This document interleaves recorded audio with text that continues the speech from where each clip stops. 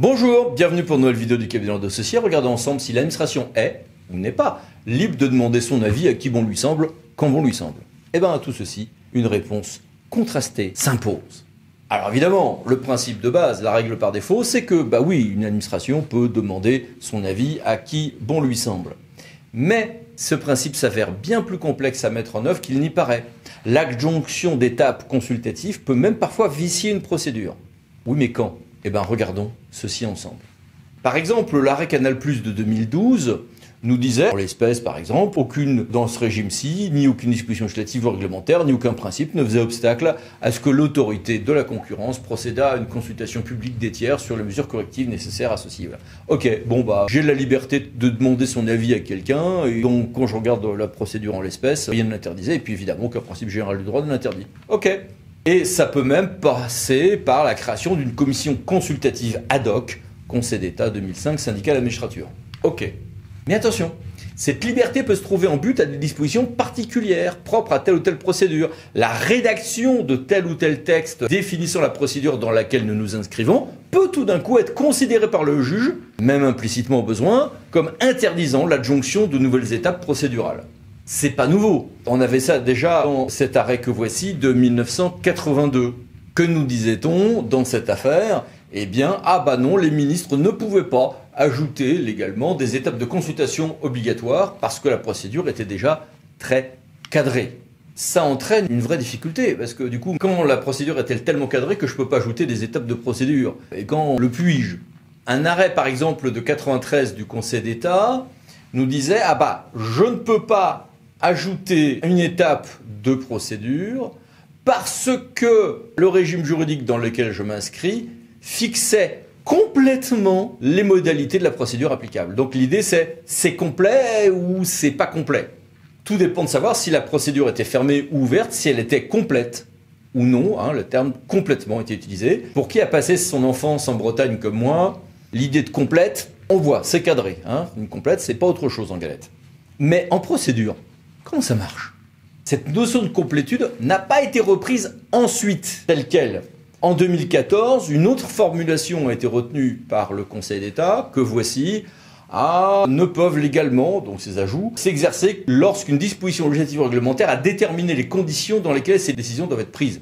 Ça a l'avantage de faire sérieux, presque élégante cette formulation. Elle a quand même un immense inconvénient, c'est que toutes les procédures fixent les conditions dans lesquelles une décision doit être prise. Alors je suppose qu'on nous dit que ça les fixe en l'espèce d'une manière qui semble exclusive de tout ajout d'étape.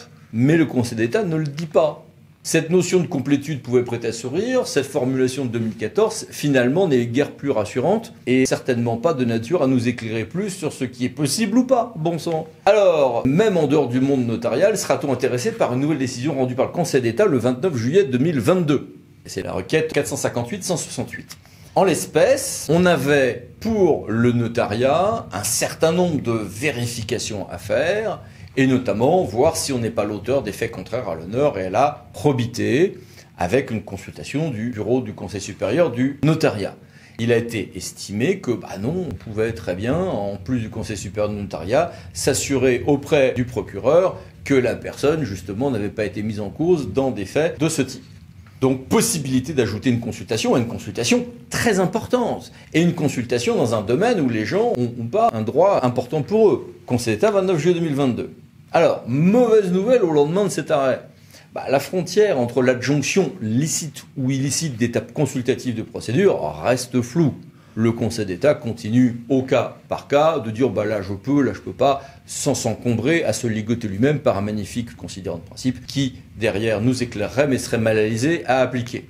Il y a quand même quelques bonnes nouvelles à souligner. Un est confirmé de manière plus claire dans la formulation de 2014 que oui, je peux ajouter des étapes de procédure, parce qu'au lendemain de 2014, le débat pouvait exister sur ce point. Mieux, commence à sembler apparaître une ligne de crête entre ce qui est possible et pas possible.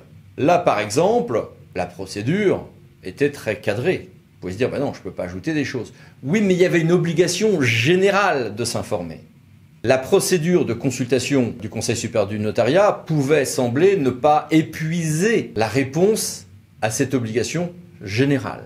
Donc, Si l'administration a des choses à faire et que les étapes procédurales ne semblent pas être rédigées de manière à épuiser la réponse à ce besoin, alors je pourrais ajouter d'autres éléments d'information s'ils servent à ce besoin. Là aussi, on retrouve vraiment très nettement un critère de finalité apprécié au stade de cette procédure.